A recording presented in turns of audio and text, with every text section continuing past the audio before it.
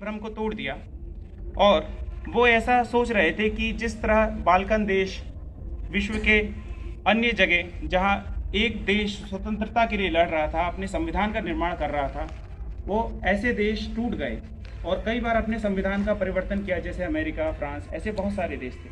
लेकिन हमारे भारत की खूबसूरती है कि हमने अपने संविधान का सतत जीवंत संविधान का निर्माण किया है। Because success is not a journey, not a destination, just a destination. जैसे कि हम सब जानते हैं, हम विकसित राष्ट्र बनने का सपना हमारे आज़ादी के 100 वर्ष पूर्ण होने के उपलक्ष्य में 2047 तक करना चाहते हैं और उसका पूरा प्रयास कर रहे हैं।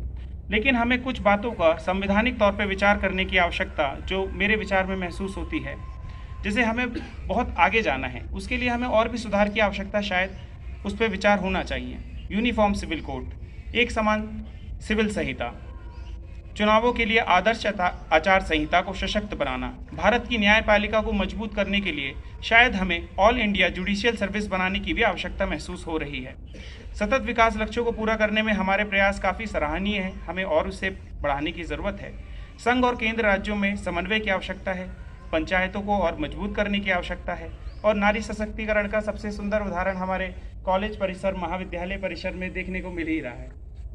और हमें इस बात पर और ध्यान देना चाहिए कि कुछ उपनिवेशिक चीज़ें, जिस तरह की, जैसे हमारे संविधान में हमारे प्रेसिडेंट को हिंदी में राष्ट्रपति कहते हैं, तो शायद हमें इस पर भी जेंडर इक्वलिटी के पर्सपेक्टिव में उस पर विचार करने की आवश्यकता है। वक्त की नज़ाकत को समझते हुए मैं 2 पंक्ति में अपनी वाणी को विराम देना चाहूँगा। इस पथ का उद्देश्य नहीं है शांत भवन में टिक जाना, किंतु पहुँचना उस सीमा तक जिसके आगे राह नहीं। धन्यवाद। बहुत बहुत धन्यवाद सर।